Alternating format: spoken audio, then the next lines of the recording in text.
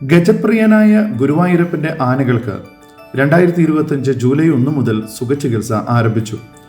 അഴകും ആരോഗ്യവും മെച്ചപ്പെടുത്തുന്നതിനായി ഗുരുവായൂർ ദേവസ്വം വളരെ നിഷ്കർഷയോടെ 33 വർഷം മുമ്പ് 1992 ആരംഭിച്ചതാണ് ഇത്രയും വിപുലമായ സുഖചികിത്സാ സമ്പ്രദായം.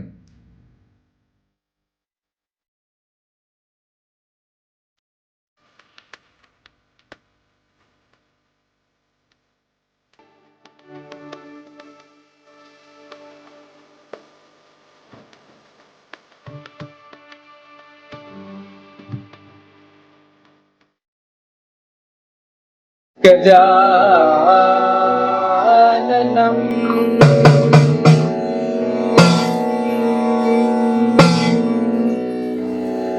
ഭൂതഗണാതിസേവിതം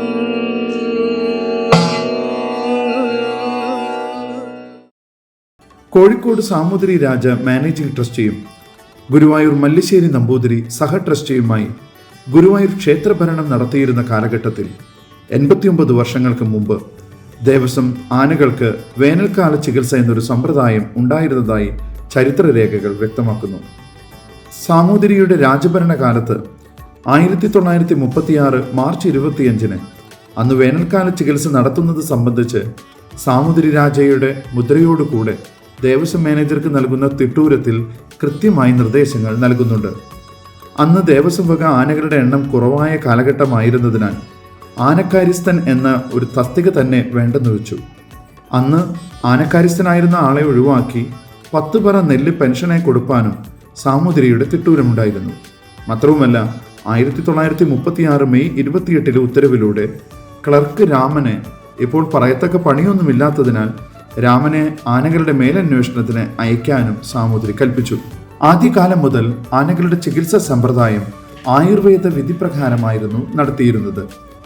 50 വർഷം മുമ്പ് 1970 ഗുരുവായൂരപ്പന്റെ ഉമ്മ, ബാലഗോപാലൻ എന്നീ ആനകൾക്ക് എരണ്ടക്കെട്ടുണ്ടായി. ഈ ആനകൾക്ക് പ്രസിദ്ധ ആനവൈദ്യൻ കോങ്ങാട് പ്രഭാകരൻ വൈദ്യരുടെ ചികിത്സയും നടന്നു.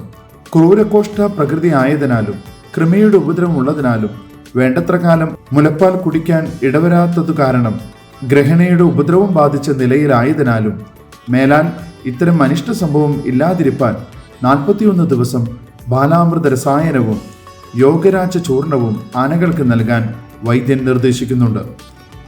35 വർഷമായിട്ട് ഒറ്റ വർഷവും മുടങ്ങാതെ വളരെ ചിട്ടയായിട്ട് ഈ ഒരു ചികിത്സാ പദ്ധതി നടപ്പിലാക്കാൻ കഴിഞ്ഞു എന്നുള്ളത് തന്നെ ഗുരുവായൂർ ദേവസ്വത്തെ സംബന്ധിച്ചിടത്തോളം ഏറ്റവും അഭിമാനകരമായിട്ടുള്ള ഒരു കാര്യമാണ്. ജൂലൈ 1 മുതൽ ജൂലൈ 31 വരെ ഒരു മാസം നീണ്ടു നിൽക്കുന്ന ഈ ഒരു പദ്ധതിക്ക് 12.5 ലക്ഷം രൂപയാണ് ഗുരുവായൂർ ദേവസ്വം ഇതിനു വേണ്ടിയിട്ട് നീക്കിവെച്ചിട്ടുള്ളത്.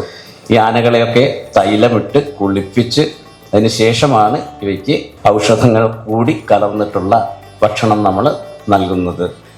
ഇന്ത്യയിൽ മറ്റൊരിടത്തും ഈ രീതിയിൽ ആനകൾക്ക് വേണ്ടിയിട്ട് ഇത്രയും വിപുലമായിട്ടുള്ള ക്രമീകരണങ്ങളോട് കൂടിയിട്ടുള്ള ഒരു ചികിത്സാ പദ്ധതി വേറെ എവിടെയും നടക്കുന്നില്ല എന്നുള്ളതാണ് വാസ്തവം.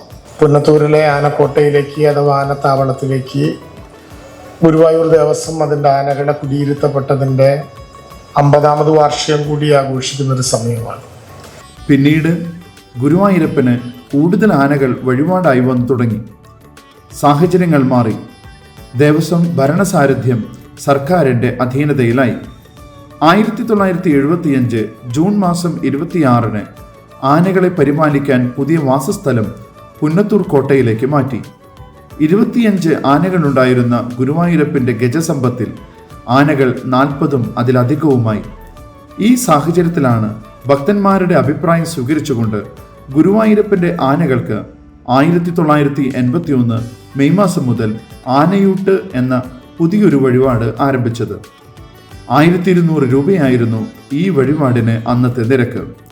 എല്ലാ ആനകളെയും കുളിപ്പിച്ച് ഗുരുവായൂരപ്പന്റെ തിരുസന്നിധിയിൽ കിഴക്കേനടയിൽ കൊണ്ടുവന്ന് നിർത്തും.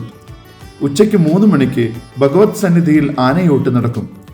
ചെറിയ കുട്ടി ആനകൾ മുതൽ വലിയ ആനകൾ ഉൾപ്പെടെ പങ്കെടുത്തിരുന്ന ആനയൂട്ട് ഭക്തജനങ്ങൾക്കെല്ലാം വളരെ കൗതുകമായിരുന്നു. ചില കുറുമ്പന്മാരുടെ വികൃതികൾ ഇടയ്ക്കെല്ലാം നിയന്ത്രണാതീതമാവുകയും ക്ഷേത്രപരിസരം ഭക്തജന തിരക്കുമൂലം അസൗകര്യമുണ്ടാവുകയും ചെയ്തതോടെ വർഷങ്ങളോളം ഇപ്രകാരം നടന്നു വന്ന ആനയൂട്ട് കാലക്രമേണ പുന്നത്തൂർ കോട്ടയിലെ ആനത്താവളത്തിൽ വെച്ച് തന്നെ മതിയെന്ന് തീരുമാനിച്ചു. And I'm from Foxton, which is a little town in the middle of New Zealand in the North Island. And the experience coming here has just been overwhelming. Seeing the elephants today, touching them, feeding them, mind-blowing. Never seen anything like it. And their skin, their eyes are so tiny and they sort of just roll around. And I would highly recommend it, coming and visiting this. And it's got all the goodness and all the treatments and medicines in it. That's good for the animal, and they have that. ആനയെ നടയിരുത്തുന്ന ഭക്തന്മാർ ആനയൂട്ട് നടത്തുക പതിവായിരുന്നു. ഇപ്പോൾ ആനയൂട്ട് വഴിപാടിന് 20,000 രൂപയാണ്. ഗുരുവായൂരപ്പനെ ദർശിക്കാനെത്തുന്ന അനവധി ഭക്തജനങ്ങൾ ഭഗവാന്റെ ആനകൾക്ക് ആനയൂട്ട് വഴിപാട് നടത്തുന്നത് പതിവാണ്. ഗുരുവായൂരപ്പന്റെ ആനകളെ ആവോളം പരിപാലിച്ച് ദേവസ്വത്തിൽ നിന്ന് വിരമിച്ചവർ ചേർന്ന് വർഷത്തിൽ ഒരു ദിവസം ജൂൺ 26-ന് ആനയൂട്ട് വഴിപാട് നടത്തി വരുന്നുണ്ട്. കഴിഞ്ഞ 33 വർഷമായി ഗുരുവായൂർ ദേവസ്വം വളരെ ജാഗ്രതയോടെ ഗുരുവായൂരപ്പൻ്റെ ആനകൾക്ക് ആവശ്യമായ എല്ലാ സംരക്ഷണവും നൽകുന്നതിൻ്റെ ഭാഗമായി എല്ലാ വർഷവും സുഖചികിത്സയും നടത്തിവരുന്നു.